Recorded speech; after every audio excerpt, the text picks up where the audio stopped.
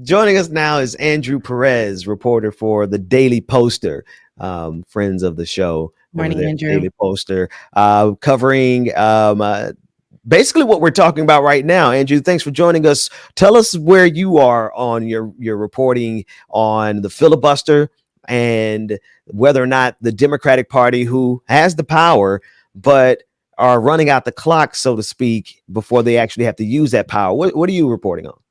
Well, thanks for having me. Pleasure. I think, we're reporting kind of the same thing that everyone else is. That the Democrats right now, if they want to pass their agenda, they're going to have to eliminate the filibuster, but they still seem reluctant to. And it's been, the same story really for 12 years, for the whole of the Obama presidency, especially during the first 2 years of the Obama presidency when Democrats actually had the power to enact his agenda if they chose to. If they wanted to eliminate the filibuster, they had full control of Congress. They had 59 seats in the Senate and 60 for some of it, but they never considered eliminating the filibuster. And yeah, they allowed Mitch McConnell to stall, most everything for those 2 years, and it's not something that they got rewarded for at all politically. And we're kind of in the same situation now. Yeah. Um, that's the frustrating thing about this, is that we've been around this rodeo before. We've done this song and dance before. And so that's when I have to ask the question, like, are they dumb or are they complicit or are they both? You don't have to, but what are your thoughts about that? What game is being played on us by the Democratic Party? Yeah, the game is that they could end the filibuster if they want. It's, basically stands to serve as just a general block on legislation unless you can find 60 votes. There's not really a good case for why there should be, a 60 vote requirement in a body where really 51 senators can do what they want. Like 51 senators can change the rules. 51 senators can vote for final passage of a bill. It's just that right now this exists as a general block on legislation. And tomorrow Democrats are going to be taking up the For the People Act. They're going to vote on it. Their voting rights and democracy reform legislation, and it's not going to happen without eliminating the filibuster. So much of the Democratic agenda is that way. And back in the Obama years, there were like a few kind of holdouts that never kind of supported the idea. The party sort of insulated them. They said that at the time that it would take 67 votes to eliminate the filibuster or reform the rules. But, as we've seen since, that just isn't true. Democrats have ushered through some pretty small filibuster changes back during Obama's presidency. And, then Mitch McConnell got rid of the filibuster for all judicial nominees. Like as soon as they tried to get Neil Gorsuch on the court, they removed it for the Supreme Court too. So it's something that they could change. They just have been reluctant to do so. And it seems like there is always, one or two senators who are kind of like standing out in front. Obviously, Joe Manchin, Kirsten Sinema. But, their reasoning for keeping the filibuster is obviously pretty bogus. They say that getting rid of it would, make it impossible to pass bills on a bipartisan basis. But I think we know that that's not really possible now. So you said something very poignant to me. The fact that all these times that we've met, and that's the Democrats, have met the requirements to end the filibuster. It's something else, like a hoop that they have to go through. But we've seen other people utilize it to their benefit, where they remove it or, do something where it benefits them. But yet the conversation and the argument here is that it cannot be done. This is something that is too American, right? We utilize the filibuster because it's American, it's our right, we need it.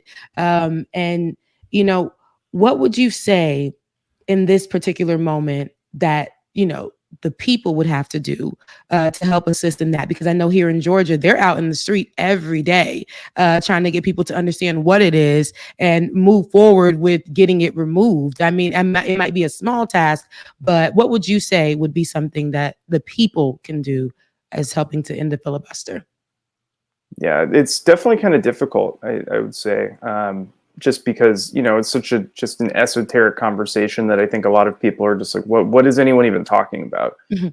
It almost seems like just a complete lie, like the idea that like, oh, you actually can't pass legislation by majority vote in a body that where you can pass legislation with the majority vote. I mean, I think, people obviously have to like call their lawmakers. I mean, I question how far that'll go, but I do think that could help in some cases with like Manchin. It seems like he's somewhat responsive to the amount of calls that are flooding into his office. I think Republicans have done a pretty good job of like gaming the numbers in his office. So, anyone listening in West Virginia should probably try to give a call to Joe Manchin.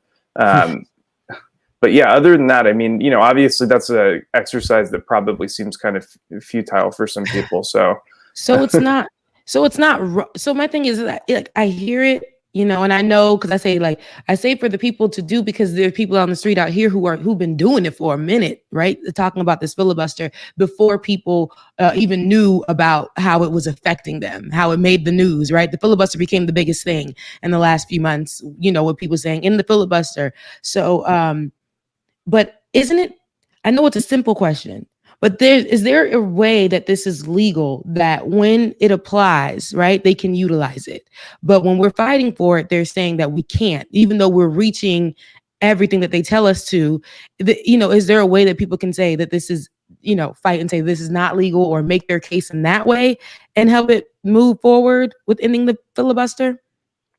I mean, I think that maybe the best way to do it is probably to try to pressure lawmakers on like the actual issues people support, like on like the For the People Act, or like we've been talking about a minimum wage hike for like literally 12 years and it hasn't happened. Like I think the Democrats probably need more pressure on policy issues, just because I think that right now this is the kind of conversation that's going to force like a lot of people to tune out. If Democrats just refuse to use the time that they have right now to pass Joe Biden's agenda, I just don't think it's going to work out for them, or to pass any kind of agenda, whether it's a moderate one or a more progressive one that we might like. I think it's just that's the reality. Is right now they really can't do any of that. And when you say Joe Biden's agenda, what particular agenda would that be under Joe Biden? I mean, one of the main things that the Democrats are talking about right now is the PRO Act, like which would be a sweeping, labor reform bill. I mean, that's one thing that right now would really kind of help people's standing in the workplace. I mean, I do think that the voting rights legislation is really, really important, especially because so many Republican-led states right now have been just passing sweeping voter suppression laws over the past couple months. And so, the other thing, I cover dark money a lot, and this bill would help force companies to disclose their political donations, and that might help give people a sense of who's actually pulling the strings in Washington a little bit more. And I think it would be really important. Gotcha. It's so much that the filibuster is stopping. It's not on. It's crazy because as we see and as we learn, we're going down the list, and it's not just voter, suppression. It's so much more that affects us as a people, and especially down to the marginalized folks like us Black folks. It's crazy because we've already had so many things in place to stop us from progressing or getting somewhere, whether it's our healthcare, whether it's our voter suppression, whether it's our how much we're getting paid in these states, and this filibuster just comes into play. And this is where we see people like Joe Manchin and Kirsten Sinema and everyone else on the side who just sit there on the sidelines and just say, I don't know what to do. I don't know. And partner with Republicans to push this bipartisan idea and, not to end this filibuster. And the bipartisan idea is only something that helps one side of it, which is division. It's still division. Like that bipartisan idea still gives us division, and it only helps one side of it, and that side is the Republican agenda, and that doesn't benefit us at all. Go ahead, Ben. No, that's it. I'm just looking at the entirety of the conversation, Andrew, and I think at the end of the day, at the risk of sounding like a conspiracy theorist myself, um, they Democrats know exactly what they're doing. Mm. They know. They know they're running out the clock. That they basically, which tells me they've done as much as they want to do for us. Because if they wanted to do more, they know exactly how to get it done. Now, does that sound reasonable to you, logical, Yeah, or I am would I totally. missing something? Yeah, I totally agree. I mean, this is something that's within their power that they can eliminate, and I think people suspect that like Manchin and Sinema probably speak for some more of the Democratic caucus. But yeah, I mean, it's ridiculous. Obviously, like every election is framed as like the most important election of our lifetimes. Every time. Look at how people mobilized in Georgia just a few months ago to Yeah. help flip the Senate. Right?